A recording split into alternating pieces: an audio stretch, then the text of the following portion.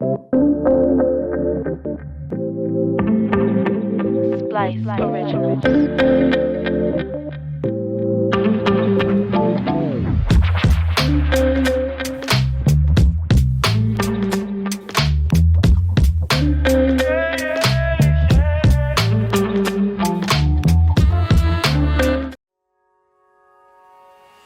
So now, as director of discipleship, and that's the position that you're really kind of leaving Mount Zion from, to go to position to direct the whole church in discipleship.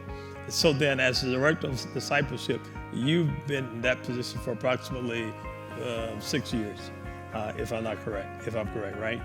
Yes, sir. So now, what have you seen that you really want to speak to people's behavior and things now? Because you've been directing for 6 years, your responsibility was really the fulfillment of the Christian education arm of our church. And so, what types of behaviors do you need to speak to based on, or can you speak to based on your experience and your spiritual development and what you know God will do? What do you need to say to folk that's not really doing what they should?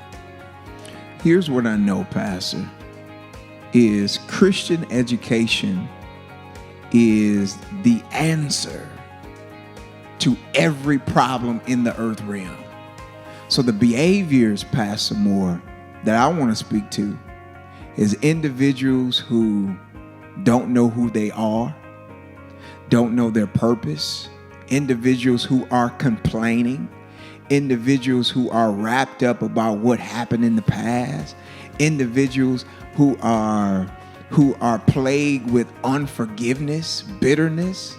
Christian education, the Word of God, is the answer to it.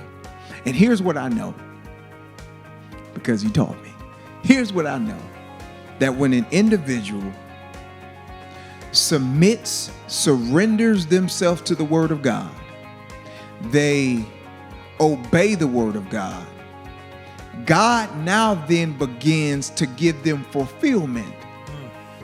So individuals who are sad, the Word has an answer for that. Individuals who are hurt, depressed, in pain, don't know what to do with trouble, they're grieving. Christian education is the answer to that. And I know how to, based on the Word of God, to show believers on how to get results in every area and facet of their life. You're broke, guess what? Christian education got an answer for that. You don't know what to do, guess what? God has an answer for that. Christian education is the answer. So then, answer this question then, Jackson. So somebody's saying, okay, I obey the Word, I read my Word, and I do my Word. And you said surrendering to the Word of God. Can you really surrender to the Word of God without surrendering to spiritual leadership?